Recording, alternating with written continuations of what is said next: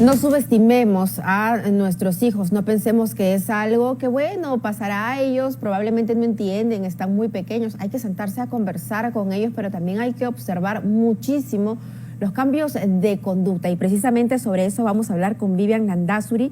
Ella es directora del Centro Arcade, para que nos diga cuáles son los casos.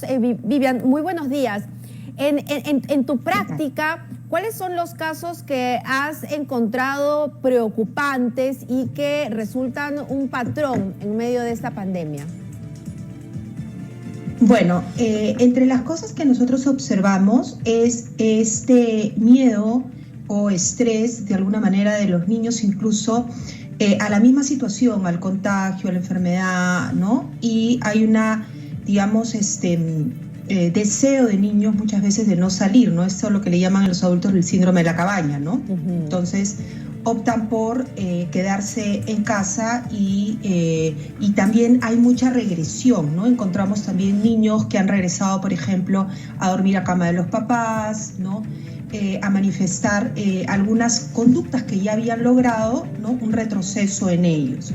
También otra de las cosas que también se observan en el caso de los niños es el manejo conductual, ¿no? Mayores dificultades en cuanto de repente a seguimiento de indicaciones o órdenes, porque los niños manifiestan muchas veces los temas emocionales a través de prácticas, a través de temas conductuales, ¿no? Manifestaciones que de repente antes ya habían alcanzado. Y también otra cosa que estamos observando ahora es ese cierto desgano o desmotivación. Y de alguna manera como los adolescentes de repente más retraídos, ¿no? En sus espacios, ¿no? Ya no con tantas ganas de socializar, ¿no? De encerrarse más, ¿no? Bueno, digamos que estoy hablando de la población desde niños hasta adolescentes, ¿no? Sí, para que los papás puedan estar mucho más atentos a cuáles son los síntomas que tienen que ver en su niño, qué tipo de comportamientos. Tú hayas manifestado algunos, ¿no? El miedo, el temor a salir. Pero, por ejemplo, un niño pequeño, ¿no? De unos 5 años, ¿cómo comienza a comportarse para darnos cuenta de que está sufriendo un estrés debido a la pandemia? Bueno, lo primero es que el niño ha cambiado, ¿no? Que el niño empieza a manifestar, digamos, conductas que normalmente no estaban presentes, ¿no? Por ejemplo, empieza de repente a querer regresarse a la cama de los papás, de repente a no interesarse tal vez por las actividades que antes interesaba, ¿no? Y empieza a manifestar básicamente problemas conductuales, ¿no? Eso es lo que tienen que estar los padres presentes. Es decir, ¿no? Se reta a los papás, es decir, no les hace caso o se pone malcriado, como podría decir un papá. Sí, claro, ¿no?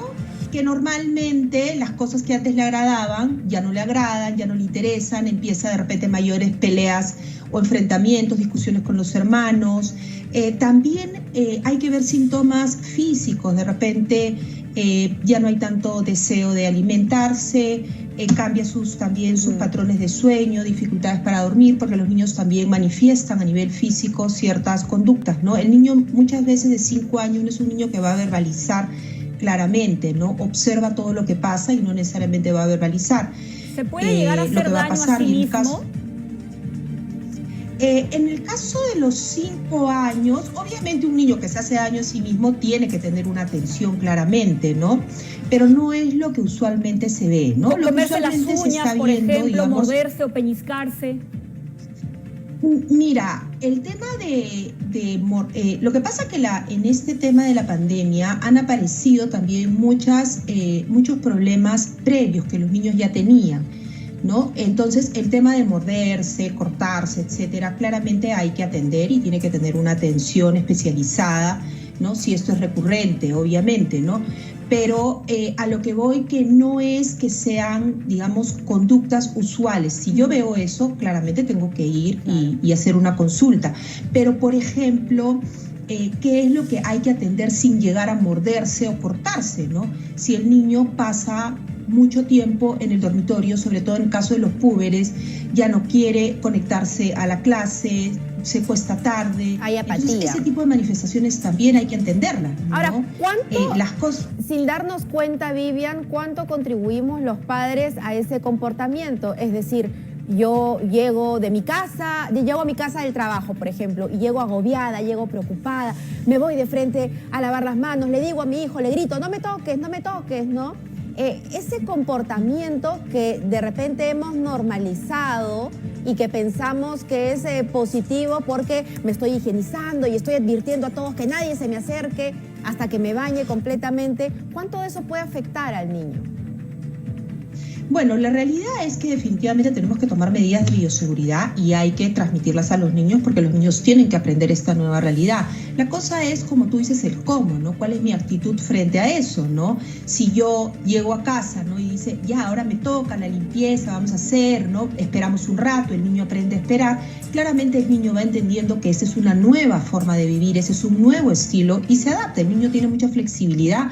Los niños también están teniendo espacios positivos y están aprendiendo todo esto, ¿no? Pero claro, si yo voy a manifestar, ¿no?, todo esto que tú me dices, ¿no?, con una actitud de mucho temor, riesgo, enojo y no me vinculo, bueno, el niño no va a entender lo que está pasando, sobre todo en el caso de los más pequeños, ¿no?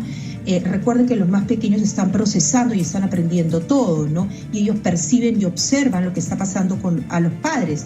Entonces, una actitud de llegar del trabajo, ¿no?, asumiendo, ¿no?, mira, ahora es lo que nos toca, acuérdate cuáles son los pasos, en el caso de los niños, por ejemplo, hacer los procedimientos que hace mamá y papá, practicarlo, eso lo va a ayudar a procesar esto de una manera, ¿no?, saludable y que él también se adapte a esta nueva normalidad, porque los niños también se están adaptando a toda esta situación. Lo que nosotros tenemos que pensar es que los niños necesitan también expresar sus emociones, necesitan una explicación, necesitan saber qué es lo que está ocurriendo, cuáles son los nuevos pasos, las nuevas normas, ¿no?, de una manera saludable, y también hay que trabajar, en el caso de los niños, recursos de afrontamiento para enfrentar toda esta nueva situación donde ya no están socializando como antes. Recuerda que los niños tienen necesidades, el niño se desarrolla de manera integral, se desarrolla a nivel físico, a nivel emocional, a nivel social, a nivel cognitivo. Entonces, todos los aspectos hay que atenderlos, ¿no? No es solamente un tema de alimentación, sino hay que...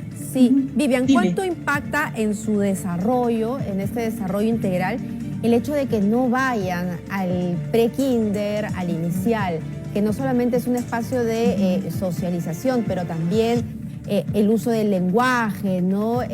¿Cuánto puede impactar en ellos? Porque hay muchos padres que durante mucho tiempo probablemente pensaban, ay, pero en inicial no aprenden nada, ¿no? Pero ¿esto les está impactando negativamente?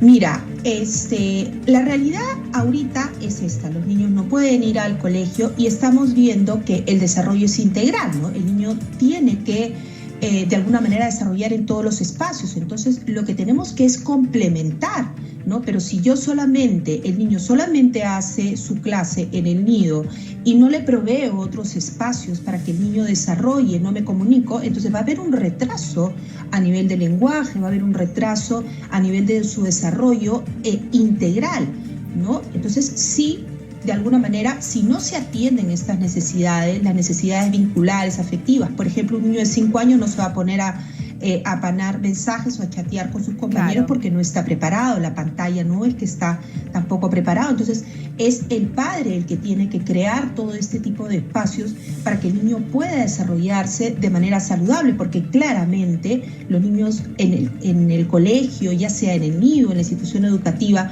no solo desarrollan la parte académica, se desarrolla de manera integral, ¿no? Y hay que conversar de lo que está pasando, pero si encima yo no hablo y no converso, claro que va a haber un impacto negativo en el niño, y esto puede traer incluso estrés postraumático en un futuro, ¿no? Y todavía pues Vivian, no tenemos resultados.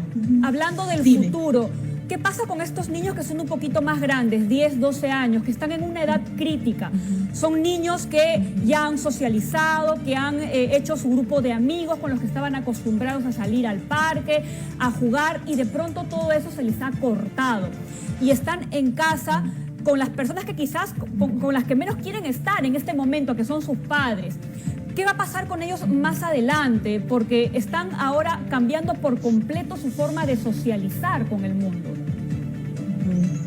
Mira, lo que vemos es que hay un buen grupo realmente de niños que se han adaptado también positivamente, porque muchos, digamos, como que los púberes adolescentes ya usaban las tecnologías para comunicarse y era una forma y un medio, ¿no? Entonces tampoco, digamos, es como que hay que tratar de rescatar las cosas también que hay, las cosas positivas, ¿no? Pero si a esto yo no le proveo un espacio seguro de cómo socializar, claro. Estamos hablando del tema, por ejemplo, de ciudadanía digital, ¿no? Del cuidado, ¿no? De cómo relacionarme y aprender a relacionarme a través de los medios. Entonces voy a enfrentarme a una serie de riesgos o dificultades, ¿no? Propias de la red, ¿no? Exceso de videojuegos, por ejemplo, alguna situación de grooming, de alguna situación de riesgo que se... Exacto, los peligros en la red, ¿no? Que los niños no necesariamente van a manejar, ¿no? Si ya se ven incluso en las aulas escolares, ¿no? Que se están pasando los links, los chicos entran. Entonces hay una serie de riesgos y lo que hay que trabajar con los adolescentes es lo que es ciudadanía digital. Cómo hacer un uso adecuado para no enfrentar mayores riesgos y que ellos puedan socializar de una manera segura a partir de lo que nos ha tocado, ¿no? Porque tampoco nos vamos a poner en riesgo la integridad física de los niños. Entonces ellos también tienen que socializar de una manera segura. Y también lo otro es hablar de lo que les está pasando, de cómo es este cambio. Es como, ya está socializando y no pasa nada. No, o sea, tenemos que hablar de cómo emocionan los niños, la preocupación, la tristeza, la pena, ¿no? Es claro que el niño puede estar bien en el momento y de pronto tener pena o tristeza por no conectarse con sus amigos o preocupación. Sí, o sentirse aislados también. Muchísimas gracias, de verdad que nos has dado muchísimo con todos estos aportes y estamos seguros que los papás que nos han escuchado los van a aprovechar muchísimo. Así que ya sabe, estén atentos a todos estos síntomas, hable con sus hijos. Mabel es mamá y lo sabe perfectamente, tiene un pequeño en casa y un adolescente también. Sí, y es increíble cómo el hecho de que no vayan al colegio, porque los padres solemos depositar a los niños en el colegio, ¿no? Ahí los educan, y después nos los regresan en la tarde y nos ocupamos de ellos, pero ahora estamos las 24 horas. Y como bien dice Pamela, más que una responsabilidad o un trabajo más, es una oportunidad. Es una oportunidad para ser mejores ciudadanos, es una oportunidad para acercarnos a ellos, para conocerlos más en la parte negativa y en la parte positiva e ir formándolos como buenas personas. Vivian, muchísimas gracias por estos aportes. Chao a ustedes. Chao, chao. Son las 7:37. Vamos a Estados Unidos.